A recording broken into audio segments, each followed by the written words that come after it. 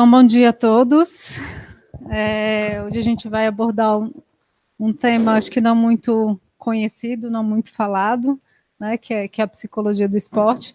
É uma das primeiras vezes que eu vou abordar, não falar da psicologia, mas falar de casos, né, de casos clínicos, de exemplos, que eu acho que é interessante, porque a gente tem uma vivência melhor da situação. Deixa eu me apresentar antes, né? Meu nome é Paloma, eu formei em psicologia no UniCeub, me especializei em psicologia do esporte na UNB e no Instituto IWL em São Paulo. Tenho especialização em hipnose e estou terminando o meu mestrado agora na UNB. Falar um pouquinho das minhas vivências, né? Então, fui psicóloga da Seleção Brasileira de Esportes Aquáticos, também participei do Comitê Paralímpico Brasileiro com alguns atletas, também psicóloga da Seleção Brasileira de Kung Fu. Atuo em Jogos Olímpicos desde Pequim, Londres, nas modalidades natação, saltos ornamentais e atletismo, e nos Paralímpicos também desde Pequim, atletismo, hipismo, natação, ciclismo e tênis. Atento a alguns atletas também do UFC, e fui integrante de uma equipe de preparação mental dos Jogos agora Rio 2016, né, onde 20 psicólogos do Brasil todo, nós estivemos por 1 ano e meio reunidos a cada mês para preparar os atletas para os Jogos. Pode ir?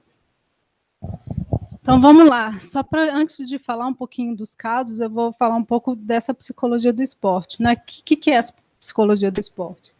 Então, pensa que o esporte é um ambiente em que a gente vivencia diversas emoções, né? Então, e não só a emoção, mas com alta intensidade. Tanto é que, por isso que hoje ela é tão midiática, por isso que ela tem um retorno tão positivo nesse sentido. Então, é um campo onde todos esses aspectos psicológicos eles vão confluir, né? Eu costumo falar que quando o atleta entra em cena, entra em pista, entra na quadra, na piscina, ele está despido, né? Onde ele realmente demonstra os comportamentos, que muitas vezes estão encobertos ou que estão velados, e onde ele demonstra realmente, então é um campo riquíssimo para se trabalhar, né? E eu costumo falar também que, óbvio que o psicólogo do esporte ele vai trabalhar um pouquinho de desempenho, pouco não, bastante, o objetivo maior é a melhoria de desempenho, mas a gente não consegue melhorar o desempenho se a gente não trabalha essas questões pessoais, tudo que está ao redor desse atleta. Então, só para que vocês entendam um pouquinho, a gente tem um atleta no centro, e eu trouxe algumas das esferas sociais, esses contextos sociais no que o atleta está inserido. Então, a gente tem um treinador, o adversário, patrocínio, família, né? Família pode ser o núcleo familiar ou o próprio parceiro desse atleta. E isso acontecendo o tempo todo na vida desse sujeito. E aí, o que difere um pouquinho a psicologia clínica convencional da psicologia do esporte? A gente precisa atuar em todas essas esferas. Não atuar e entender só, mas estar próximo. Então, eu tenho que estar próximo ao treinador, eu tenho que entender esse adversário junto com o atleta, eu tenho que estar lidando com o patrocínio o tempo inteiro, como que ele lida com essas questões. Eu preciso, mídia é uma questão hoje muito forte, muito forte, né, onde também o Comitê Olímpico também teve uma atuação muito forte nos Jogos, principalmente porque os Jogos foram aqui no Brasil. Então, a influência da mídia na vida desse atleta é gigantesca. Eu tenho até um exemplo de um atleta do UFC. Acho que o UFC tem um pouco de futebol, parece, assim, às vezes, né? Do torcedor se acha o juiz, o técnico, enfim. E eles têm uns fóruns, eu acho, que fica, porque o fulano não faz isso, porque o fulano não faz aquilo. E a gente mais ou menos treina uns 3 meses antes da luta, quando ele é convocado para a luta, ele treina especificamente para combater, né, para lutar contra um adversário específico. Então, tem um sparring específico para esse atleta, análise de vídeo, milhares, para que a gente crie umas 3 a 5 estratégias para ele, na hora da luta, imprimir. Então, ele treina essas estratégias nesses 3 meses. Então, imagina que um atleta, ele treinou durante 3 meses específicas, táticas, para que ele tivesse sucesso no dia da luta. Uma semana não, na semana da luta, ele, nesses fóruns, né, de internet, de mídia social, ele, se eu fosse o fulano, eu faria assim, assim, assado. O que ele fez? Assim, assim, assado. O que aconteceu? Perdeu a luta. Então, olha o impacto disso.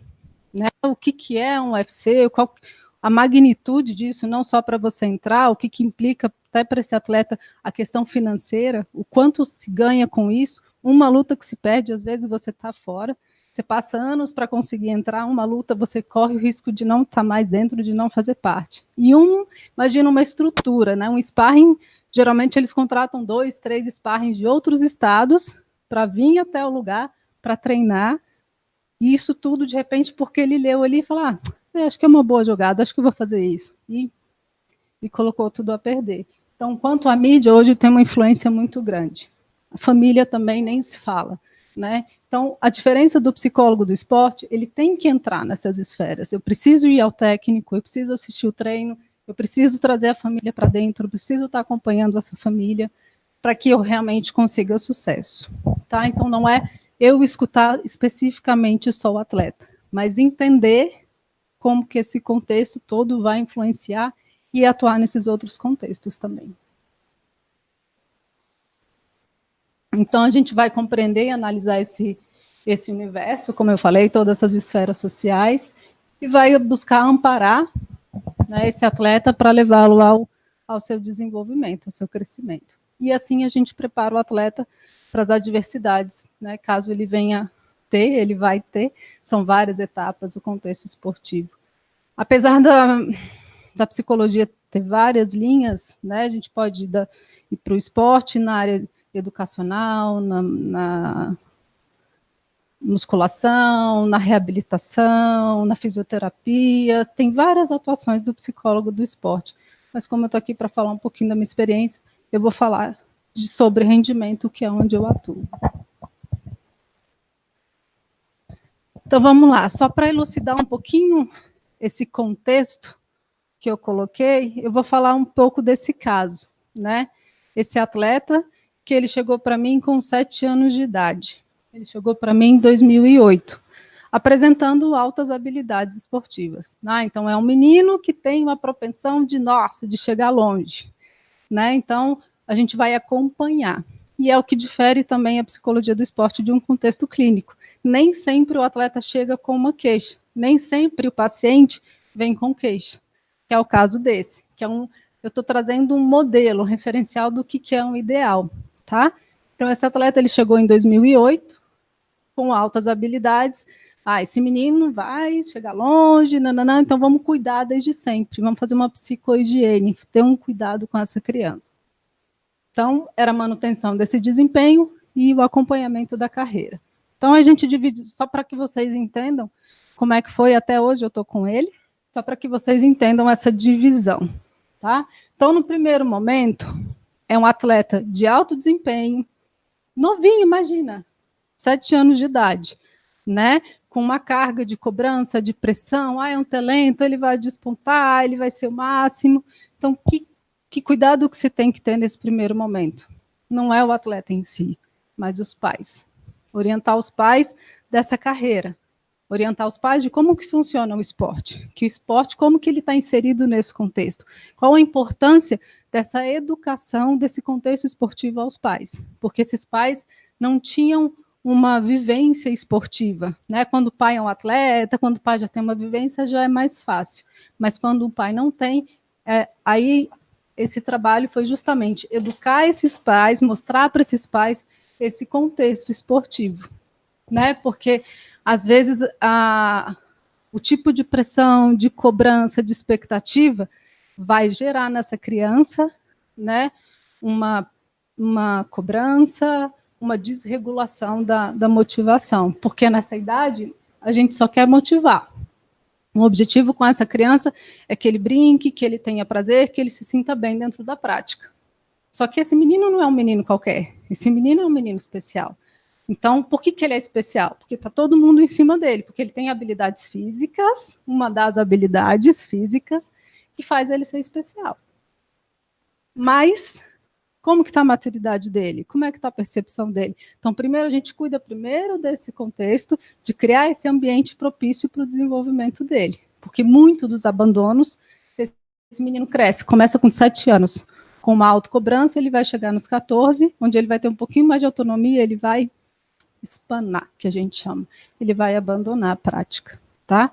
Então, esse primeiro momento eu considero um dos principais momentos. É super importante esse acompanhamento com essa família, instruir essa família, dar condições para que essa família tenha uma percepção do significado do esporte. Né? Isso de uma forma geral e orientação mesmo, né? De às vezes tá cobrando demais ou de menos, está fazendo isso, viaja, não viaja, acompanha, não acompanha.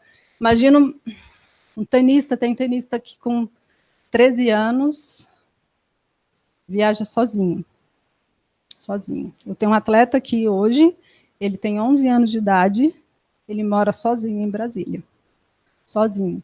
Sem mãe, sem pai, ele tem uma cuidadora aqui. Então, a mãe veio, está no apartamento com uma cuidadora. Esse menino treina 5 horas por dia. Sozinho, 11 anos de idade.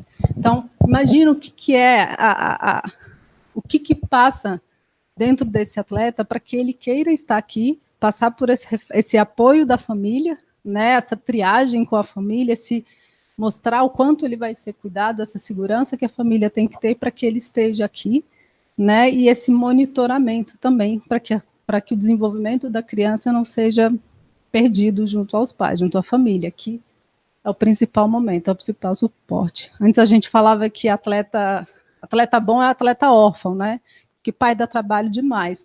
Eu sou totalmente contra essa linha, pelo contrário. Né? Os pais que são os responsáveis pela criação, pelo desenvolvimento, e aí sim a atuação deles com esse atleta faz um diferencial imenso, gigantesco. Até para saber lidar com pressão, com suporte. De repente a criança, ele não quer mais, ele está chorando, não aguento mais.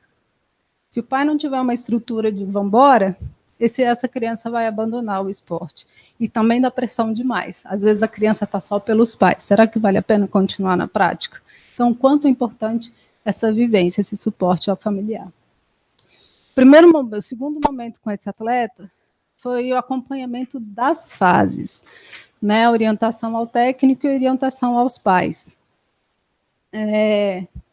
Eu vou falar um pouquinho melhor no outro slide, que eu acho que vai elucidar um pouco mais tudo isso que eu estou falando. O terceiro momento foi orientação de carreira. O quarto momento foi lidar com a pressão, com o patrocínio, ele já bem mais velho aí.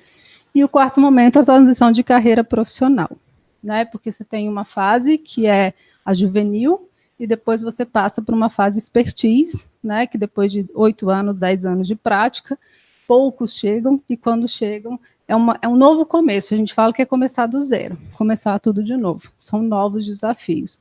Então, é um novo início aí. Então, tem todas essas etapas aí. Então, nesse segundo momento, foi quando ele começou a competir. Foi quando ele começou a vivenciar as competições. E nessa... Pode fazer. Pode, vocês que sabem. O Adriano está perguntando se o medo dentro da modalidade do MMA seria um tabu para os atletas. Acho que é melhor falar depois, então, porque não está dentro do contexto. Pode ser? A gente fala depois. Então, esse atleta, ele começou a ingressar nas competições. Em Brasília, ele tinha uma liderança absoluta, não tinha adversários para ele, e começou a vivenciar competições externas. Então, qual que é o cuidado aí? Né? Se a gente pensa no pai, o pai só quer que ele ganhe. Mas será que psicologicamente, para a criança, é interessante que ela só ganhe? Como que ela vai lidar com a frustração? Que estrutura que ela vai criar de enfrentamento, de coping para isso? Então, aí a gente vai manejar, a gente vai falar, então ele vai para uma competição internacional para saber perder, a gente vai elevar o nível das competições, né? Para que ele tenha a sensação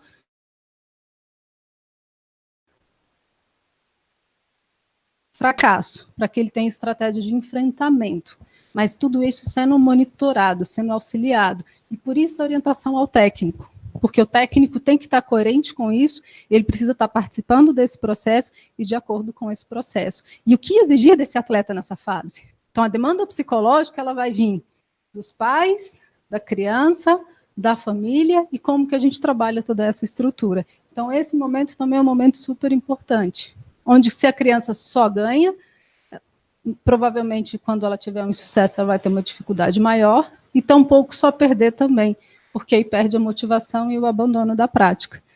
Esse, por exemplo, nesse momento, a gente teve um momento em que ele foi convocado para a seleção, a primeira convocação dele, e a gente pediu para que ele fosse como reserva. Para quê? Para ele só vivenciar. A gente sabia que antes disso, antes dele ser convocado para a seleção, ele ia começar a participar das competições grandes, que é um Brasileirão, como se fosse a competição mais importante do Brasil. Um ano antes dele começar a competição, a competir efetivamente, ele foi só com os pais, conhecer, brincar, vivenciar, se ambientar. Em todas essas fases nós fizemos isso com esse atleta. Desde a primeira fase, né, um regional, depois um brasileiro, depois um sul-americano, o mundial já não dá mais, mas aí ele já tem uma vivência, uma bagagem de como funciona tudo isso, né? Lembrando, gente, que a cada etapa, né, você pega um regional, que é em Brasília, você pega um centro-oeste, que são as cidades aqui mais próximas, um brasileiro, que são todas as cidades, um sul-americano, que são as cidades, né, os países mais da América Latina, você tem um pan-americano, você tem níveis de competição. Então, cada momento para um atleta é um susto, é um pânico, é um terror. Né? A gente estava nos Jogos Olímpicos Juvenis, que é como se fossem as Olimpíadas para os jovens, serão os próximos atletas a estarem nos Jogos Olímpicos. A carinha de desespero, de pânico deles, assim, eu não sei o que eu faço, eu não sei para onde eu vou. Isso é normal, porque é um novo momento, uma nova fase. E é isso que a gente tentou fazer com esse atleta. Antes dele pisar o pé nesses momentos novos, né, nesses novos enfrentamentos, ele teve essa vivência antes como se fosse uma dessensibilização. Tá? E aí o terceiro momento, que é a orientação de carreira, que aí começa patrocínio, começa clube chamar, vem para cá, para onde eu vou, o que eu faço. Tem patrocínio, não tem patrocínio? A gente optou por um momento não ter patrocínio, porque isso geraria uma pressão muito grande. Então, ele não teve patrocínio para ficar ainda nesse ambiente mais familiar, sem não tão robusto assim, porque ele tampouco tinha uma estrutura psicológica ainda muito formada. A mãe era muito... existia um processo de dependência da mãe com essa criança, com esse atleta. Só para vocês terem noção, ele ia viajar, ela fazia uns saquinhos. Segunda-feira, aí tinha cueca, bermuda, e botava num saco. Terça-feira, a bermuda, Ele nem mexia. E sabe quantos anos ele tinha? 13 anos de idade, 12 anos de idade. A mãe ainda fazia isso. Né? Então, o processo de dependência que essa criança tinha, que esse atleta tinha com a família. Isso é porque tinha um acompanhamento. Mas aí a gente tem que analisar o contexto. Não é só, poxa, tem uma proposta legal de treinamento, ele vai crescer, ele vai se desenvolver, ele está preparado para isso? Será que ele está preparado para isso? E é o que muitas vezes acontece no futebol. Né? Hoje o futebol é mais fácil falar, porque é mais midiático, onde os meninos com 9, 10 anos, hoje não pode mais, hoje está proibido, né? Mas os meninos muito novinhos já iam para o exterior. Hoje isso é proibido. E às vezes o atleta não tem estrutura. Imagina, eu moro numa condição, eu tenho uma condição social relativa e passo a ter uma totalmente diferente. São vivências diferentes, oportunidades diferentes. A estrutura, às vezes a pessoa, o indivíduo não está em uma estrutura psicológica apropriada para isso ainda. Então é esse cuidado, esse manejo que é importante de ter também.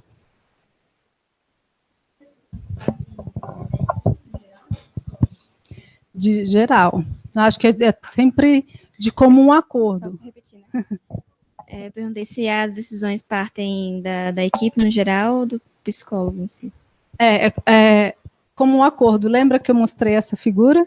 No sentido de mostrar, o atleta está aqui, onde está o psicólogo? Ele não está aqui no consultório. O psicólogo está aqui, está aqui, está aqui, está aqui, está aqui. Ele precisa circular por esses caminhos. Tá? O psicólogo não toma atitude, pelo contrário, quem sempre decide é o técnico. O técnico sempre vai ter a opinião, sempre é o técnico que dá a condição. O que o psicólogo faz?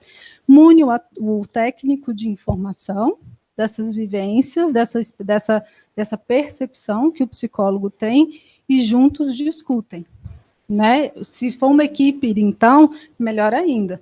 Se tem uma equipe que tem um fisioterapeuta, um nutricionista, tem toda uma estrutura, melhor ainda, porque são todas as áreas com o propósito de atender esse atleta que conseguem comunicar e ter uma ação mais efetiva ainda. Mas sempre quem decide é o técnico, quem decide é a família. O psicólogo está só para orientar.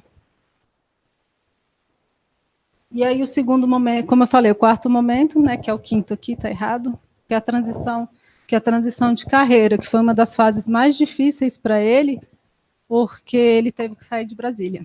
Né? E para onde que eu vou? Como que eu faço? Como que eu desapego dessa mãe que existe essa codependência? Então, para ele foi um processo de lidar com essa codependência, desfazer essa codependência, para que no momento certo que fosse trabalhada essa codependência, ele estivesse preparado para sair da cidade. O Antônio está perguntando se você vai falar sobre os abusos no esporte. A gente pode falar. Eu vou falar de casos, vou falar de 2 casos, né, que foi o que mais ou menos me solicitaram, mas a gente pode falar com certeza. Então, só para a gente ver como é que foi todo esse trabalho, olha o quanto a gente movimenta aqui. Então, a gente tem, num primeiro momento, existe o comportamento do atleta. Essa setinha aqui está de mão dupla, justamente o que ela indica.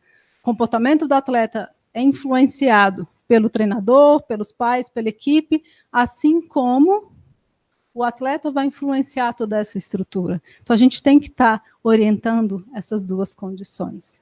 Tá? E aí a gente vai andando por toda essa estrutura. Então, por exemplo, primeira questão que ele passou, né? Essa necessidade de realização. A gente precisa de uma visão interacional, que é justamente todo esse corpo aqui, todas essas esferas sociais, elas precisam estar ligadas, porque no primeiro momento eu estou ali para fazer meu pai feliz, para fazer o meu técnico feliz. Então, o quanto que essa necessidade de realização, às vezes, nesse primeiro momento com esse atleta, era uma controlabilidade externa, ele vinha de um fator externo. Mas mesmo que ele adivinha de um fator externo, a gente passou por questões, e se passa o tempo inteiro, a questão da atribuição de causalidade, que é a percepção de competência desse atleta. Ao que ele vai atribuir o sucesso, o fracasso, todo esse desenvolvimento dele. Então, quanto mais a controlabilidade interna, quanto mais a responsabilidade eu tenho sobre as minhas ações, mais efetiva e mais eficaz, mais regulada a motivação está. Tá? E aí a sensação de competência também, que vem muito dessas 2 aqui, dessas características, da atribuição de causa e da necessidade de realização. Então, que feedback dá? Como que o técnico vai orientar esse atleta em fases diferentes e momentos diferentes? Como que eu lido com a emoção, com o afeto, a representação desse atleta dentro do contexto esportivo e da família? Porque a família estava junto dentro desse momento. A família fazia tudo para essa criança, fazia tudo. E outra coisa, né? Ele tinha uma irmã, mas a irmã não teve tanto sucesso. Precisa trabalhar essa irmã também? Precisa. Né? Foi necessário trabalhar a irmã desse atleta também, acompanhar a irmã desse atleta, porque ele era como se fosse o reizinho, né? Ele era realmente o atleta, era o filho que tinha todas as atenções, né? E como é que fica essa relação com a minha irmã? A irmã fez fisioterapia por causa do irmão que queria acompanhar o irmão nas competições. Olha o tamanho da representatividade do esporte nesse núcleo familiar. Então, é importante trabalhar tudo isso. Como que ele se percebe dentro desse contexto? Né, que é o clima motivacional. Como que a gente sente de tudo isso? A gente vai trabalhar o treinador, a equipe, esses pais. E, no caso, a irmã também. Para que a gente tenha um equilíbrio.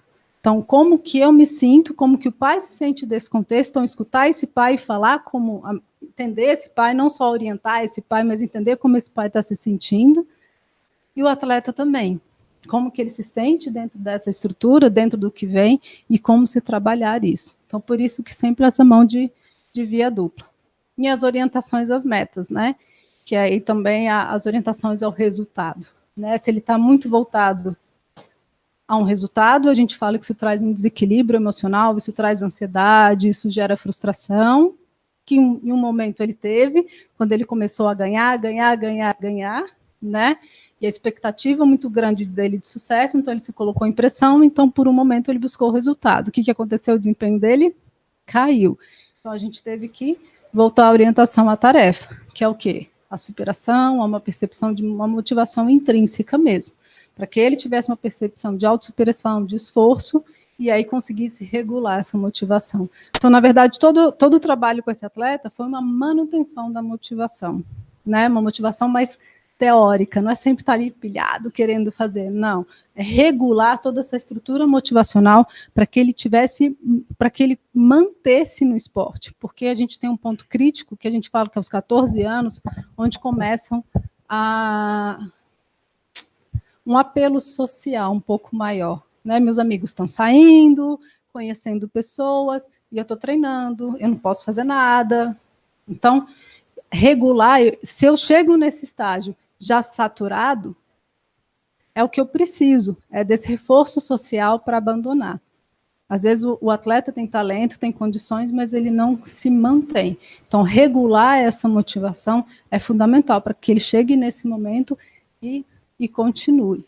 Né? E hoje ele continua no esporte, como eu falei, ele não está mais aqui, mas a gente continua esse atendimento. Então, são mais de 11, 12 anos de atendimento, né? Hoje por Skype, hoje via Skype. O segundo caso, acho que é um caso mais pontual, mais específico, é um atleta de 24 anos, foi em 2016, ele já acompanhava esse atleta, ele foi classificado para os Jogos Olímpicos e 5 meses antes dos Jogos ele sofreu um traumatismo craniano, né? Esse atleta ele ficou 15 dias na UTI, ele ficou 1 mês hospitalizado e retornou aos treinos 3 meses antes dos Jogos. Não sei se vocês sabem, uma preparação para Jogos Olímpicos são 4 anos. É um ciclo de 4 anos. Esse atleta ele ingressa, depois que passa um ciclo, ele começa tudo de novo. Então, a meta dele não é curto prazo, é de longo prazo. Né? Claro que tem metas pequenas, menores, de médio e curto prazo, mas o objetivo dele maior é alcançar essa vaga, estar nos Jogos. Então, você imagina que esse atleta se preparou por 4 não, né? Mas vamos pensar num ciclo? Ele se preparou 4 anos para alcançar e conseguiu a vaga. Eu não sei se vocês sabem, quando se conquista a vaga, não se conquista para a pessoa, se conquista para o país. Eu posso conseguir, mas eu consegui para o país. Eu preciso manter o meu desempenho para eu segurar essa vaga, para eu garantir essa vaga. Ele tinha conseguido, só que 5 meses antes teve traumatismo. E lembrando, o traumatismo dele foi no treinamento. Tá? Foi durante o treino, fazendo uma das habilidades que ele iria fazer nos Jogos. Então, a gente tem um caso bem complexo aí, né, onde existem várias situações, várias condições, né, de ameaças,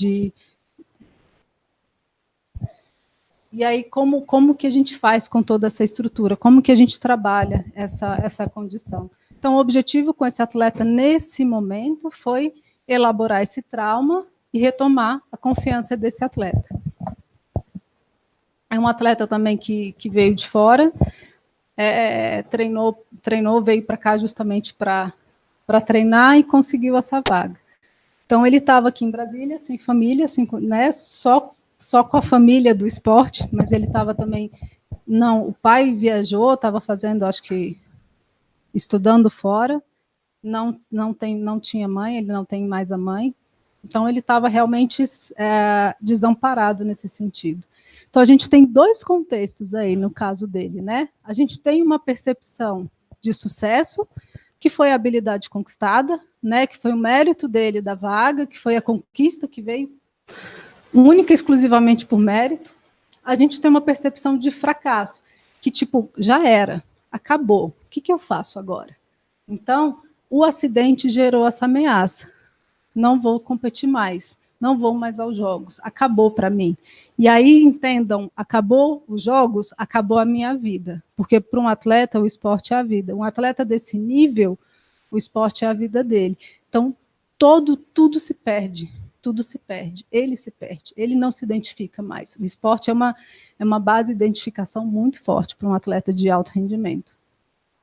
Então, a gente tinha, em paralelo aí nesse momento, né, a reação positiva de orgulho, porque estava recém-conquistada essa vaga, mas a gente tinha também uma questão de culpa também aí. Por que eu não estava mais atento? Por que eu não prestei atenção? Por que eu fiz isso? Ele se culpando muito pelo acidente. Então, isso faz o quê? Evitar tarefas de realização. Como que a gente fez? Existiam duas situações. Causas incontroláveis, né? Que essa é a fala dele, sem treino não vou garantir a vaga, os outros estão treinando e vão me passar, ou seja, já era a minha chance de ir para os jogos. E outra causa que é mais controlável, que aí é onde a gente trabalhou a confiança desse atleta através da percepção de competência. Por mais que ele não estivesse fazendo, ele passou pelo processo de conquista, que aí é onde a gente fixou, que é esse grau de habilidade, né, que ele tem pela conquista, do mérito dele, né, e que deixa ele mais estável e que vai gerar um alto esforço. Alto esforço para quê? Para fazer os treinos, para engajamento dos treinos. Então, eu usei essa percepção de sucesso dessa conquista dele para que ele tivesse um engajamento da aplicação das técnicas psicológicas que nós usamos até o momento em que ele pôde retomar a prática esportiva. Então, ao mesmo tempo que ele tinha uma sensação de impotência, de desânimo, né, é o que eu botei aqui, déficit emocional zero, né, não tinha motivação, mas ao mesmo tempo a gente podia trabalhar com coping, ou enfrentamento, uma vez que ele já tinha conquistado. Então, foi essa base. Nós usamos essa base de confiança, de estrutura, que foram 4 anos, né? Na verdade, não foram 4, são mais de 12 anos de prática. Esse atleta, para vocês terem noção, treina de 6 a 8 horas por dia, de segunda a sábado, né? Então, não são só 5 horas, são de 6 a 8 horas de treinamento. Então, o que eu faço com tudo isso? Como que eu vejo todo esse treinamento, todo esse esforço? Ele já tinha gerado uma conquista. Então, dessa conquista, foi que a gente trabalhou o coping, as estratégias de enfrentamento. E aí, então, nós usamos, o que mais surtiu efeito foi a técnica de visualização. No esporte, é uma das técnicas onde tem mais comprovado cientificamente a eficácia. Esse atleta, o técnico passava para ele, depois que ele saiu da UTI, tá, gente? Na UTI, não. Mas ele já no quarto do hospital, acamado, né, hospitalizado ainda, ele fazia todo o processo de visualização do treino.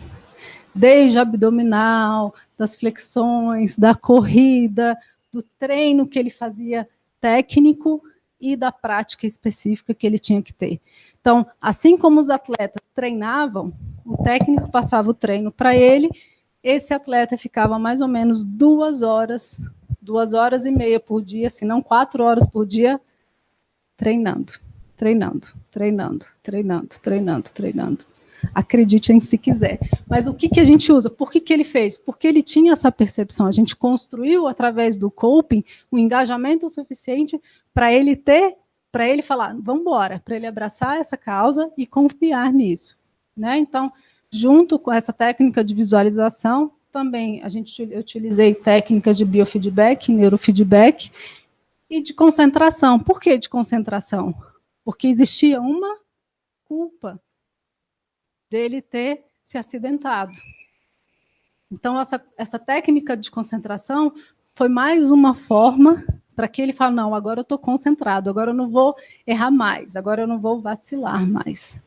Então, aqui foi mais uma forma para que ele se sentisse confiante, que ele estava um propósito de gerar confiança, para que ele não sentisse uma ameaça e tivesse segurança, tá? E a técnica de biofeedback e neurofeedback também tem esse objetivo do manejo, né, da ativação, da desativação, dos processos também de concentração, que são fundamentais.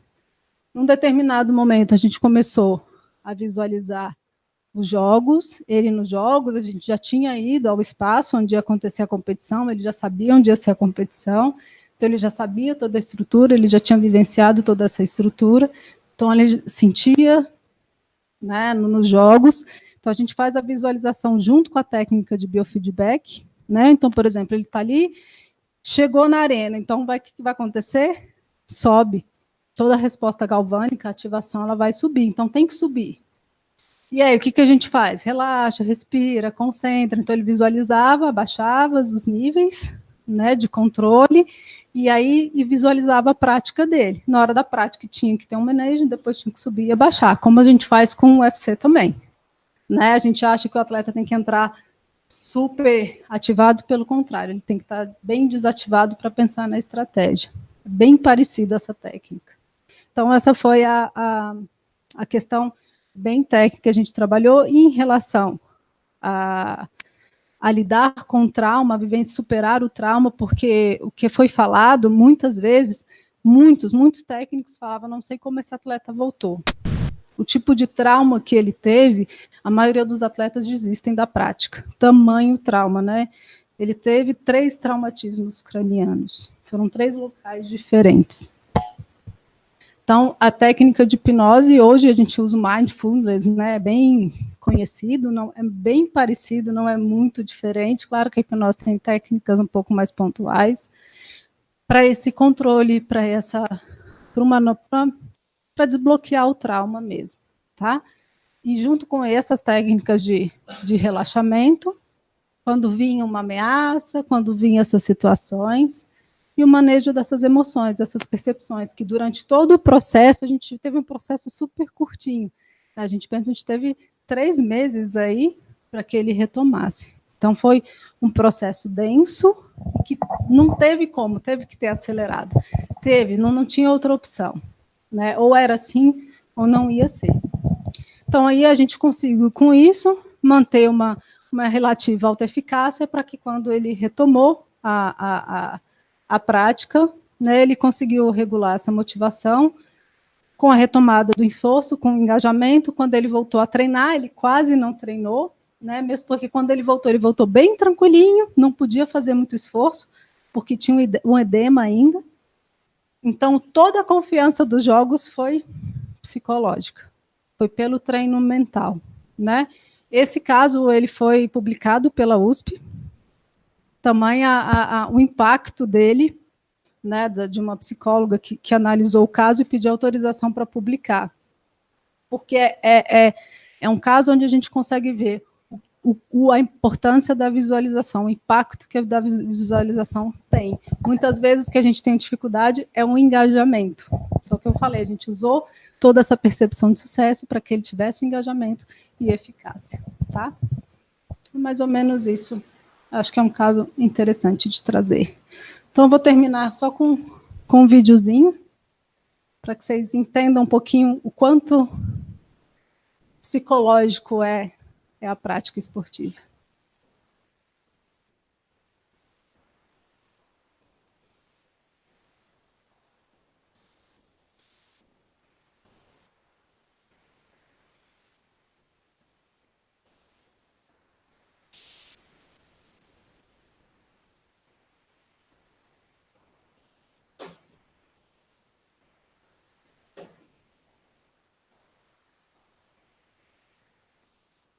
Som, não sai som?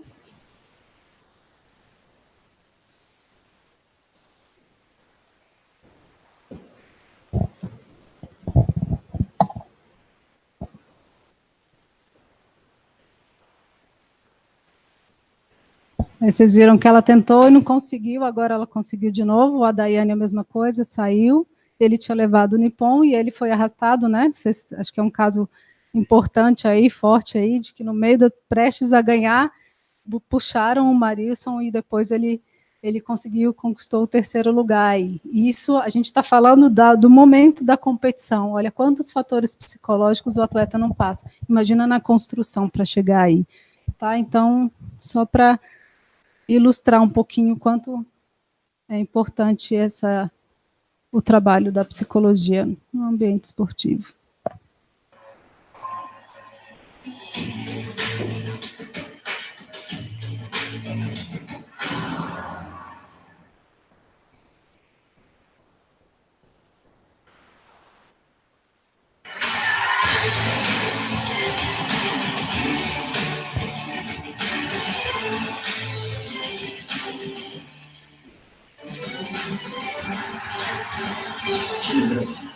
A gente veste a mesma camisa. Um pedacinho, um pouquinho, mas só para sentir um pouquinho do que é o esporte. Gente, obrigada. Eu estou aberta a perguntas aí. Tem aquela do Adriano, né? O medo dentro da modalidade do MMA seria um tabu para os atletas? Esse medo, a gente tem dois medos no esporte. A gente tem um medo, né? Que alguns esportes existe um medo real, né? No UFC ele existe um medo real, que é um medo né? Eu esqueci o nome, quando tem um termo específico que tem futebol americano, que é o impacto, né? Que tem uma desestrutura. Então, alguns atletas, dependendo da luta, todos os atletas do UFC pós-luta, eles são analisados e alguns afastados justamente por esses atritos. Né? A gente sabe que esse tipo de atrito pode gerar dano cognitivo, sim. Médio prazo, curto prazo e longo prazo.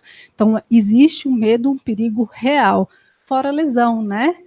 Você pode ter uma lesão que vai te tirar do esporte, te vai tirar da profissão, no caso do UFC, tirar da prática mesmo, porque pode ter um tipo de machucado, de lesão que ele não consegue retomar. Então, existe um medo real no UFC, sim. Existe um medo do fracasso, que é aquele medo um pouco mais psicológico, né? Que é aquele medo de não corresponder a uma expectativa externa, que acontece muito no esporte, em função de pressão, das condições sociais, de todas essas contingências que levam a essa ameaça. Então, a gente tem um medo psicológico, né, e que esse medo do fracasso e esse medo real, ele existe sim. E o Antônio perguntou se você ia falar sobre os abusos no esporte e se sim, como você lida com essa demanda. Tá. Nós tivemos um caso, acho que um pouquinho, não tão recente assim, mas que aconteceu, agora saiu o resultado de um técnico da ginástica artística, né, que abusou de vários atletas durante alguns anos. Hoje, recentemente, acho que há um mês atrás, saiu a pena dele, ele vai pagar um custo alto e foi banido por um tempo de dar aula. Ele está proibido por um tempo, ele não foi banido para sempre de dar aula, vai ser banido por um tempo e vai pagar uma taxa alta aí de indenização. Sim, é um ambiente onde existe um assédio, não só, no caso esse assédio, ele foi um assédio sexual, mas existe um assédio moral muito forte no contexto esportivo, né? Tanto de atletas, com técnico, com patrocinadores, com uma equipe, às vezes não só, desculpa, patrocinadores não, mas a equipe em si.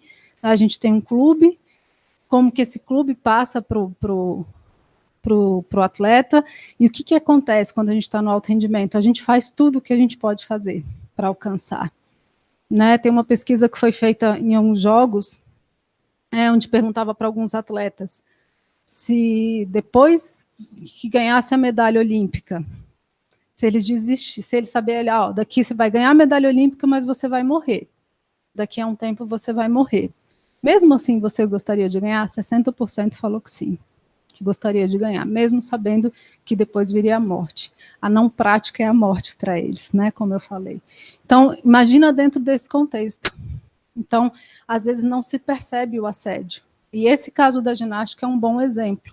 Né? Brincam muito, é um ambiente que se brinca e se zoa né? e ficam ali dentro dessa estrutura, e muitas vezes aquilo é entendido como normal, aceitado como normal. e não é. Muitas vezes o atleta também não tem espaço de se manifestar. E o pior, que é o que eu acho que é o mais agravante, a ameaça. Se eu contar, eu perco minha vaga. Se eu contar, eu não faço mais parte da seleção. Se eu contar, eu perco. Então, acho que essa é a condição mais perigosa, onde a gente deve prestar bastante atenção. Mas, de qualquer forma, como que a gente trabalha? Instruindo, tá? Então, é muito importante ir aos centros de treinamento, falar sobre assédio, mostrar sobre assédio, falar o que é o assédio moral, esse empoderamento do atleta.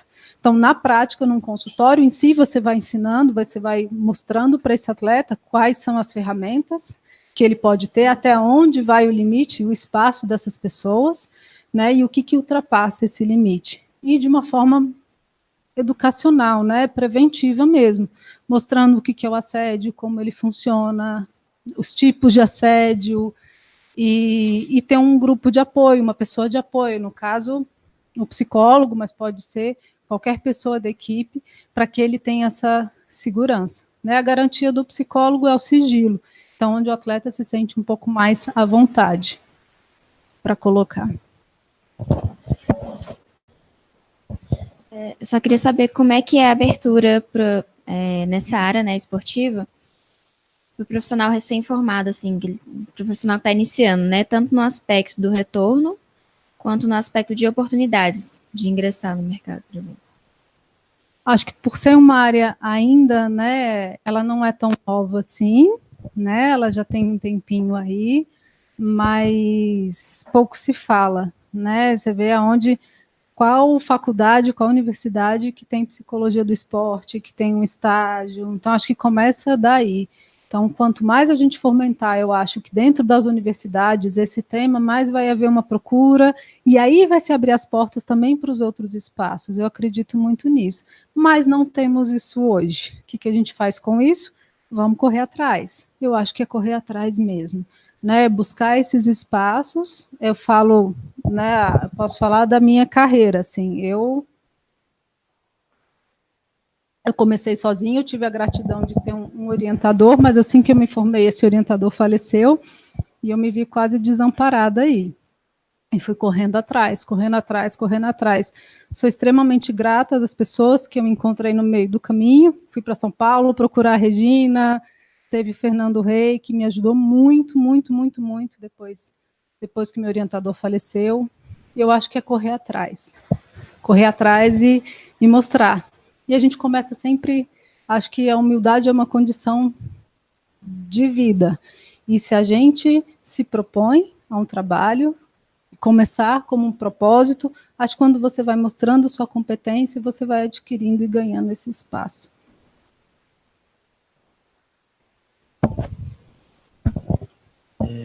O mercado de trabalho daqui em Brasília, ele é bom porque aqui parece que não é muito forte o esporte, nem o futebol, nem coisa nenhuma, parece, não sei. É o que eu falo, assim, acho que é uma questão da gente se inserir nesses grupos também, nesses ambientes também. Né? De repente, aqui não é forte, não se ouve falar muito, é só o Rio que é forte, só São Paulo que é forte.